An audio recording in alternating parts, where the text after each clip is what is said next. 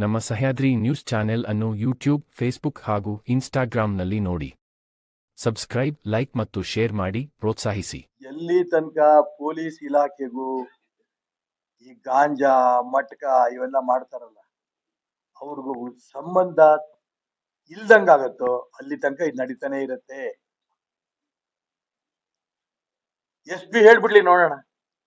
ನಾನು ಪೊಲೀಸ್ ಮಟ್ಕಾದವ್ರ ಬಗ್ಗೆ, ಗಾಂಜಾದವ್ರಿಗೆ ನಮ್ಮ ಇಲಾಖೆಯಲ್ಲಿ ನಾವು ಯಾರು ಹೊರತು ಒಂದ್ ರೂಪಾಯಿ ದುಡ್ಡು ಮುಟ್ತಾ ಇಲ್ಲ ಹೇಳ್ಬಿಡ್ಲಿ ನೋಡೋಣ. ಆ ಗಾಂಜಾ ದುಡ್ಡಿನಲ್ಲಿ ಅವ್ರ ಮಕ್ಕಳು ಇದನ್ನು ಮಟ್ಕಾ ದುಡ್ಡಿನಲ್ಲಿ ಅವ್ರ ಹೆಂಡತಿಯರು ಸೀರೆ ತರ್ತಾರೇನ್ರಿ? ಅವ್ರ ಮಕ್ಕಳಿಗೆ ಓದಿಸ್ತಾರೇನ್ರಿ?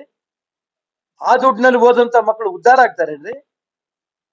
ಪೊಲೀಸ್ ಇಲಾಖೆ ಯೋಚನೆ ಮಾಡ್ಬೇಕಲ್ವಾ? ಯಾವ ಇಲಾಖೆ ದುಡ್ಡು, ಯಾವ ಇಶ್ಯೂನಲ್ಲಿ ದುಡ್ಡು ತಿನ್ಬೇಕೋ ಯಾವನು ಸತ್ಯ ಹರಿಶ್ಚಂದ್ರ ಅಲ್ಲ. ಎಲ್ಲಿ ತಿನ್ಬೇಕು ನೋಡ್ಕೊಂಡು ತಿನ್ಲಿ, ನಾನ್ ಬೇಡ ಅನ್ನಲ್ಲ, ಒಪ್ಪಲ್ಲ. ಇಲ್ಲ ಅಂದ್ರೆ ಯಾವನು ಸತ್ಯ ಹರಿಶ್ಚಂದ್ರ ಅಲ್ಲ. ಆದ್ರೆ ಈ ಮಟ್ಕಾ ದುಡ್ಡು, ಗಾಂಜಾ ದುಡ್ಡು ಇವನ್ನೂ ಕೂಡ ಬಿಟ್ಟು ಅದ್ರಲ್ಲೇನೆ ನಾವು ಆನಂದ ಕಾಣ್ತೀವಿ ಅಂತ ಅಂದ್ಬಿಟ್ಟೆ ಡಿಪಾರ್ಟ್ಮೆಂಟ್ನವರು. ಇದು ಒಳ್ಳೇದಲ್ಲ.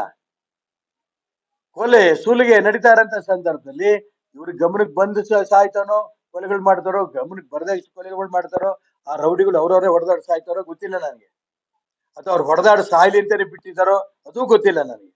ಯಾಕಂದ್ರೆ ಎಷ್ಟ್ ದಿನ ಅಂತ ಕಾಪಾಡ್ತಾರೋ? ಜೈಲಿಂದ ಬರ್ತಿದ್ದಂಗೆ ಇನ್ನೊಬ್ಬರ ಮೇಲೆ ಕೊಲೆ ಮಾಡಕ್ ಹೋಗ್ತಾನೋ. ಈ ಗುಂಡಾಗಳ ಬಗ್ಗೆ ಏನ್ ಕ್ರಮ ತಗೋಬೇಕು ನನಗೆ ಡೀಟೇಲ್ ಗೊತ್ತಿಲ್ಲ. ಆದ್ರೆ ಈ ಶಾಲೆ ಕಾಲೇಜಿನ ಮುಂದೆ ನಾನು ಅಲ್ಲಿ ಒಂದ್ಸರಿ ನಾನು ಮೀಟಿಂಗ್ ಮಾಡಿದೆ, ನಿಮ್ಗೆ ನೆನಪಿರ್ಬೋದು. ಅಲ್ಲೇ ಗಾಂಜಾ ಅಂಗಡಿಗಳು ಸೀಜ್ ಮಾಡಿದ್ವಿ, ಅರೆಸ್ಟ್ ಮಾಡಿದ್ವಿ, ಮುಗೀತು 2 ದಿನ. ಮತ್ತೆ ಶುರು. ಗೊತ್ತಿಲ್ವ SP ಗೆ, ಗೊತ್ತಿಲ್ಲ DYSPಗೆ, ಗೊತ್ತಿಲ್ಲ ಸರ್ಕಲ್ ಇನ್ಸ್ಪೆಕ್ಟರ್ಗೆ ಯಾವ್ಯಾವ ಈಕ್ವಲ್ ಶೇರ್ ಹೋಗುತ್ತೆ ಅವ್ರಿಗೆ ಗೊತ್ತಿಲ್ಲ ನನಗೆ, ಎಷ್ಟೆಷ್ಟು ಮಟ್ಟಿಗೆ ಶೇರ್ ಹೋಗುತ್ತೆ ಅಂತ. ನಾನು ಅದಕ್ಕೋಸ್ಕರ ಹೇಳಿದೆ, ತಿನ್ನಂತವ್ ತಿನ್ರಿ, ನಾನು ಬೇಡ ಅನ್ನಲ್ಲ. ನಾನು ಬೇಡ ಅಂದ್ರೂ ನೀವು ಬಿಡಲ್ಲ.